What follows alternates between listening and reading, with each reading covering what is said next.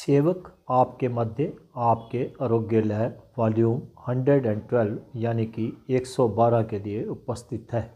आज का विषय आप द्वारा सुझाया गया ब्लड प्रेशर पर है, लेकिन सेवक इसके साथ ही ब्लड कोलेस्ट्रॉल को भी सम्मिलित करना चाहेगा, क्योंकि इन दोनों का आपस में बहुत गहरा संबंध है। इस समस्या को 3 भागों में विभक्त करेंगे। प्रथम भाग में यह समस्या क्या है एवं किन मुख्य कारणों से होती है। दूसरे भाग में घरेलू उपचार पर चर्चा करेंगे। तीसरे भाग में ब्लड प्रेशर एवं कोलेस्ट्रॉल को सही मात्रा में रखने के लिए कुछ सुझाव एवं क्रियाएं साझा करेंगे। सर्वप्रथम सेवक आपसे यह प्रार्थना करेगा कि आप इस वॉल्यूम को पूरा अवश्य देखें, ताकि आपको पूर्ण लाभ मिल सके एवं अपने संबंधियों को, अपने मित्रों को, अपने शुभ चिंतकों को, खास करके उनको यह वॉल्यूम ज़रूर शेयर करें जिनको ब्लड प्रेशर या कोलेस्ट्रॉल प्रॉब्लम ऑलरेडी है या वो ऐसी दूसरी बीमारियों को फेस कर रहे हैं। साथ ही सेवक यह भी प्रार्थना करेगा कि आप नेक्स्ट वॉल्यूम के लिए अपना सुझाव ज़रूर दें कि नेक्स्ट वॉल्यूम किस विषय पर बनाया जाए। आपके सुझावों की संख्या के अनुसार ही नेक्स्ट वॉल्यूम बनाया जाएगा। अब आते हैं प्रथम भाग पर कि ब्लड प्रेशर के प्रकार एंड कोलेस्ट्रॉल और इसके सब पार्ट्स। देखिए, ब्लड प्रेशर 2 प्रकार का ही होता है। एक होता है सिस्टोलिक, जिसे हम ऊपर का ब्लड प्रेशर कहते हैं। एक होता है डिस्टोलिक, जिसे हम नीचे का ब्लड प्रेशर कहते हैं। ऊपर का क्या होता है कि जब हमारा हार्ट ब्लड को छोड़ता है तो जो उसकी स्पीड होती है वो जब उसमें मापी जाती है तो वो ऊपर का आता है। जब रेस्ट मोड में आता है तो वो नीचे का ब्लड प्रेशर मापा जाता है, उस समय नीचे का नाप आता है। इसी तरह कोलेस्ट्रॉल में भी, कोलेस्ट्रॉल में 2 तरह के मेन, 3 में कहूँगा दादर। एक होता है एलडीएल, लो डेंसिटी लिपोप्रोटीन। एक होता है एचडीएल, हाई डेंसिटी लिपोप्रोटीन।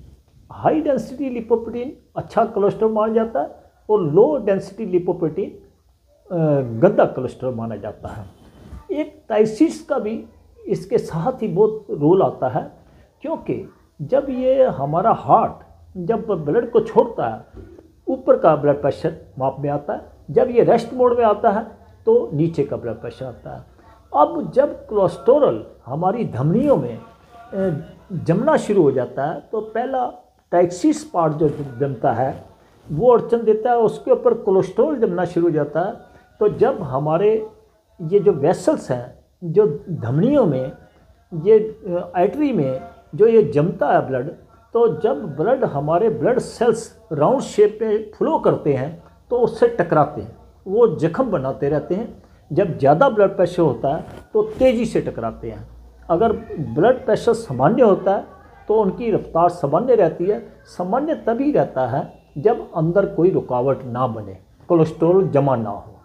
तो इसीलिए अब सेवक इसका एग्जाम्पल आपसे यह देना चाहेगा, जैसे आप देखते होंगे कि हमारी साइड लेन में हम स्कूटर पार्क करते हैं तो या कारें पार्क होती हैं, तो हमारे को अपनी गाड़ी या बाइक या स्कूटर निकालने में परेशानी आती है। और रोड पे भी आप देखते होंगे, जैसे सेवक जम्मू में कैंप लगते हैं, जम्मू में भी बहुत देखा है कि दोनों तरफ गाड़ियां खड़ी होती हैं तो गाड़ियों को स्पीड नहीं मिलती जाने के लिए।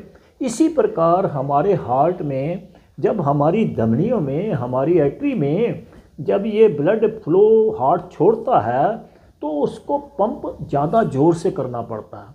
जब ज़्यादा ज़ोर से करना पड़ेगा तो बट नेचुरल है कि जब ब्लड सेल्स मूव करते हुए जाएंगे तो वो जख्म करेंगे तो उससे कई तरह की प्रॉब्लम आएंगी।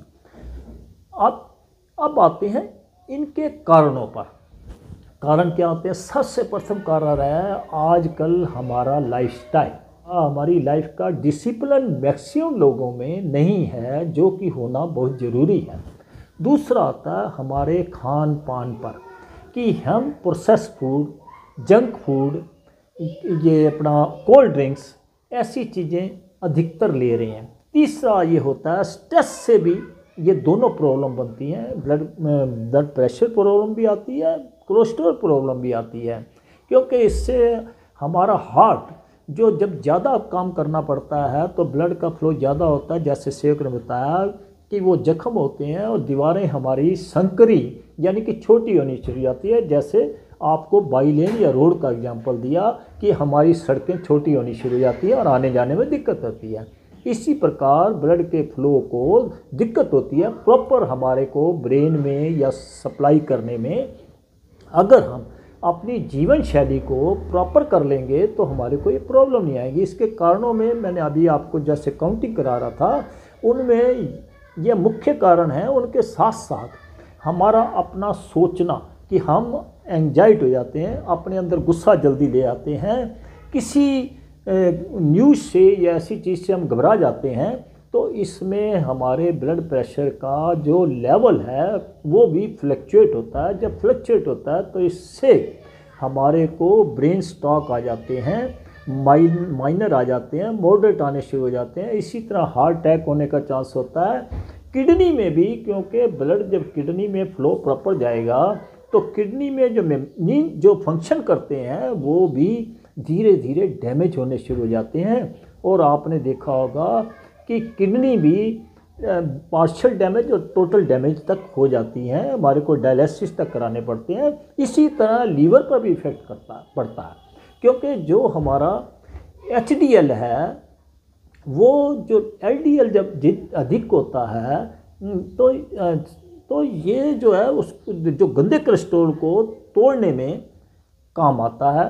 तो अगर ये तोड़ नहीं पाता, अगर गंदा कोलेस्ट्रॉल हमारा ज़्यादा हो जाता है तो हमारे लीवर में भी प्रॉब्लम होनी शुरू हो जाती है, लीवर फैटी हो जाते हैं, डैमेज होना शुरू हो जाता है। इसी तरह हमारे लंग्स में भी प्रॉब्लम आती है। ब्लड का सर्कुलेशन जितना बॉडी में अच्छा होगा, अब ये आता है कि हम अच्छा कैसे करें, उस पार्ट पे आते हैं कि हम अच्छा इसको कैसे कर सकते हैं। जैसे देखो, घरेलू उपाय, सबसे प्रथम तो घरेलू उपाय डिस्कस करने से पहले सेवक यह कहेगा कि अगर आप कोई मेडिसिन ले रहे हैं तो उसको रेगुलर लीजिए। अगर आप नहीं ले रहे हैं तो फिर आप इन घरेलू उपायों को पहले कर सकते हैं, प्रयोग में ला सकते हैं। और अगर आप मेडिसिन ले रहे हैं तो मेडिसिन साथ साथ लेते रहिए। इनके साथ आपका उपचार धीरे धीरे होता रहेगा और आपका फिजिशियन, आपका डॉक्टर आपकी मेडिसिन धीरे धीरे कम करता जाएगा।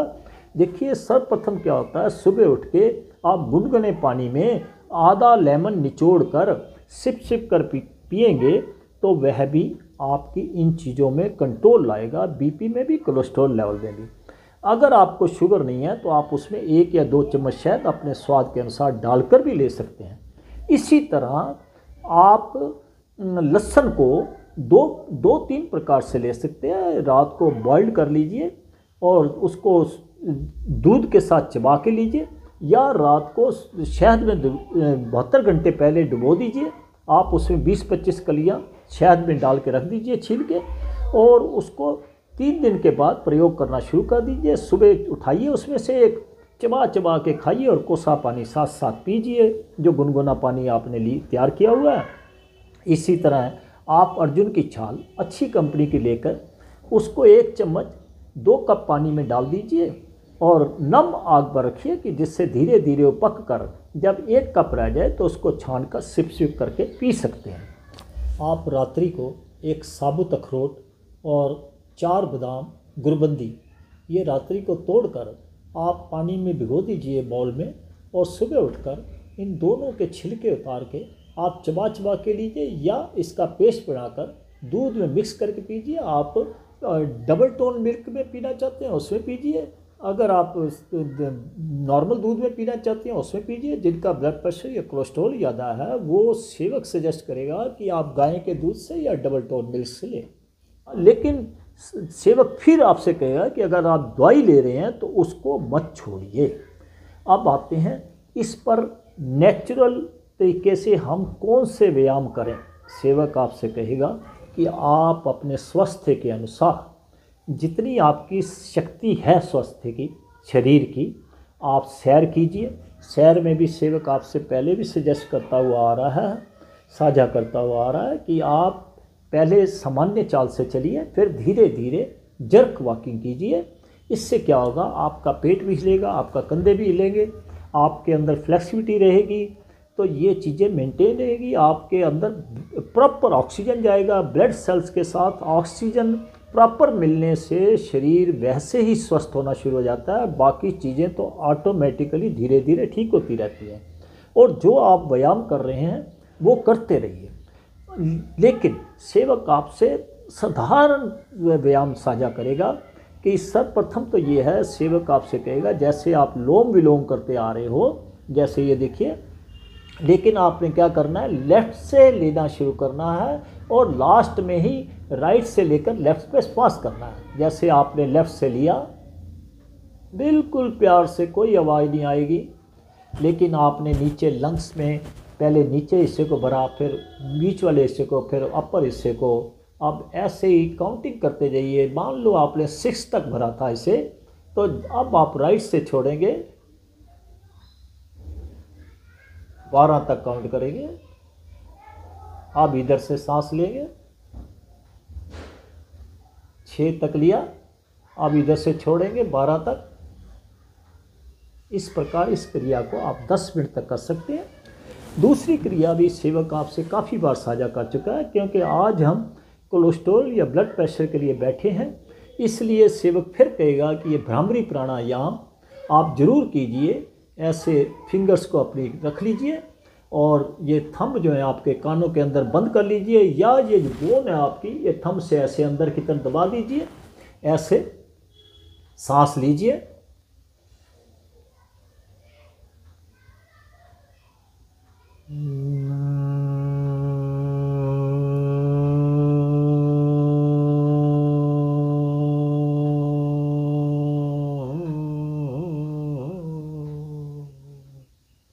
इस प्रकार 3 से 5 बार यह भी क्रिया कीजिए। और साधारण क्रिया एक और आपसे साझा करना चाहेगा सेवक कि आप ये ताली बजाइए ऐसे ऐसे प्यार से। ये सारी आपके अंदर ये यहाँ पे, क्योंकि हमारे सारे पॉइंट होते हैं, ये हमारा जैसे हमारा ये अग्नि तत्व है, ये वायु तत्व है, ये आकाश तत्व है, ये पृथ्वी तत्व है, ये हमारा जल तत्व है। हम इन 5 तत्वों से ही बने हुए हैं। अगर हमारे 5 तत्व ये एक्टिवेट हो जाएंगे तो हमारे को सारे रोग जो अंदर हैं वो भी ठीक हो जाएंगे और कोई रोग भी नहीं लगेगा। अब प्रश्न यह उठता है कि हम अब खाएं क्या। सेवक आपसे ये कहेगा कि फर्स्ट ऑफ ऑल अपने लाइफस्टाइल को आप डिसिप्लिन कर लीजिए कि आप प्रातः आप इतने बजे उठेंगे, इतने बजे आपने ये चीज़ लेनी है, इतने बजे आपने नाश्ता लेना है, इतने बजे आपने दोपहर का लंच लेना है, इतने बजे आपने रात शाम का टी या जो भी आप लेते हैं, और इतने बजे आपने रात का डिनर लेना है, और इतने बजे आपने सोना है। इसमें ब्लड प्रेशर या कोलेस्ट्रॉल में सोना भी बहुत इम्पोर्टेंट है।